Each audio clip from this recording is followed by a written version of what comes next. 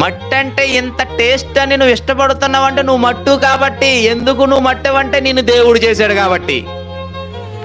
దేవుడు చేశాడు, ఇప్పుడు చేశాడు. ఎలా?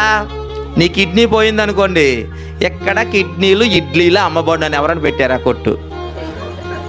లేదు. ఎక్కడ గోళీలాగా కళ్ళు అమ్మబడును ఎవరైనా పెట్టారా కొట్టు? లేదు. ఎక్కడ లీటర్ల లెక్కన రక్తం అమ్మబడును తయారు చేసి అని ఎవరైనా పెట్టారా? లేదు. ఎందుకు రక్తాన్ని తయారు చేయలేకపోయారు? ఎందుకు కళ్ళును తయారు చేయలేకపోయారు? ఎందుకు కిడ్నీలు తయారు చేయలేకపోయారు? ఒక కాలు పోతే ఏమంటే కృత్రిమ కాలు పెట్టుకోవాలి, ఒక కన్ను పోతే ఏమంటే కృత్రిమ గోళీ పెట్టుకోవాలి, ఒక కిడ్నీ పోతే డయాలసిస్ చేసుకొని చచ్చిపోవాలి. అంతేనా? ఇప్పుడైనా ఆలోచించాలి కదా, అవయవాలు మనిషి ఎందుకు తయారు చేయలేకపోతున్నాడు. ఇప్పుడు ఈ మైక్ పోయింది, ఇంకో మైక్ దొరుకుతుందా లేదా? సేమ్ ఎలాంటి మైక్ దొరుకుతుందా లేదా? ఏమండి, ఇప్పుడు ల్యాప్టాప్ సేమ్ ఎలాంటి ల్యాప్టాప్ దొరుకుతుందా లేదా?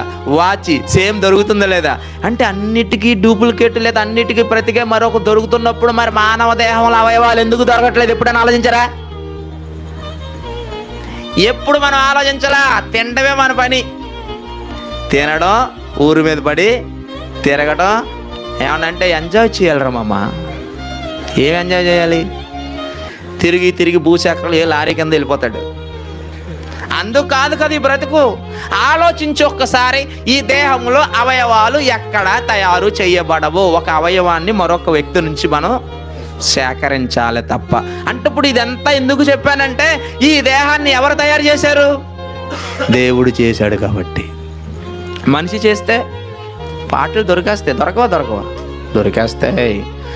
ఈ దేహాన్ని దేవుడు చేశాడు.